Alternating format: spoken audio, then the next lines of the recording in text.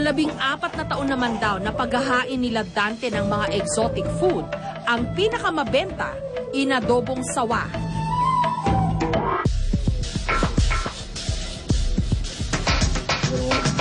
Ibinabagsak daw kay Dante ng isang supplier na nagbibreed ng sawa ang karneng kanyang itinitinda.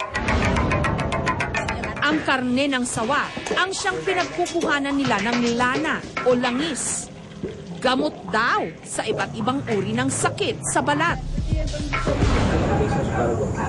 Para naman kay Dulce, ang lana o langis ng sawa ang sagot sa kanyang lumalalang arthritis. Mamanhid yung mga kamay ko, yung mga paa ko, at ginagamit ko yung snake oil. Mabisa talaga para sa akin. Pero ayon kay Dr. Alsheri Amilasan, wala pa raw patunay na nakagagamot nga ang langis mula sa ahas o anumang parte ng katawan nito. Wala talagang tulong yan in terms of medical benefits. As a matter of fact, marami kang makukuhang, maaaring makuha ng maraming sakit kasi ang dugo, pwede mag-grow dyan microorganisms. Sa Quiapo, ibinibenta ang iba't ibang parte ng katawan ng ahas na pinaniniwalaang nakagagamot daw.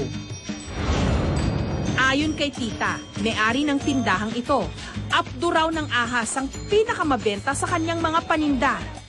Ano naman ang ginagawa dito sa apdo ng sawa? Gamot sa hika, sa diabetes. Ano to? Pinatuyo, no? Opo. At saan iinumin? Opo. Ihahalo saan? Sa mainit na tubig po. May mga paniniwala na yung apdo ng sawa, although hindi pa to proven, sabi lang ng mga matatanda, pag pinainom daw sa baby, maalis yung mga dumi-dumi sa internal organs ng baby. Yung sa Ilocano, ang tawag doon subi-subi. Ngunit ang iba, hindi sa panggagamot ginagamit ang mga ahas. Ang balat nito, ginagawang iba't ibang kagamitan. It's really something different. So pag ginagamit mo yung mga snake skin, maganda talaga siyang tingnan, lalo na sa Europe. Very high fashion kasi ang exotic skins pag nakikita mo sa mga high-end na mga stores.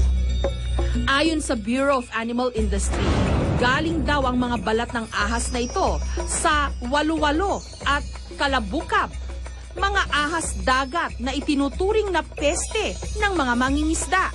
This eats fingerlings. What they do, they remove these snakes, and we can utilize it for leather. Ang pinapayagan nating ibenta ngayon, yung mga bred in captivity. Kung ikaw ay registered sa DNR yung iyong mga alaga at yun ay nanganak, pwede mong ibenta yung anak ng nalagaan ng hayop. Basta nakareport siya sa DNR. May kamandagman o wala, dapat pa rin daw pagmalasakitan ng mga ahas.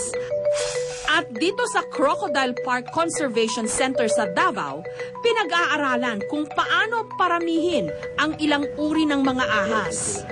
Sa takdang panahon daw, muli nilang pababalikin ang mga ahas na ito sa tunay nilang tahanan.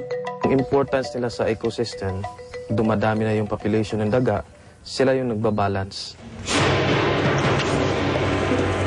Marami sa atin takot sa ahas.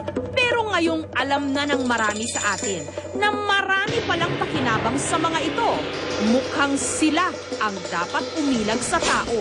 Kung hindi man bumalik sa kanilang mga lungga, malayo sa mga taong hanap buhay o pakinabang ang habol sa kanila.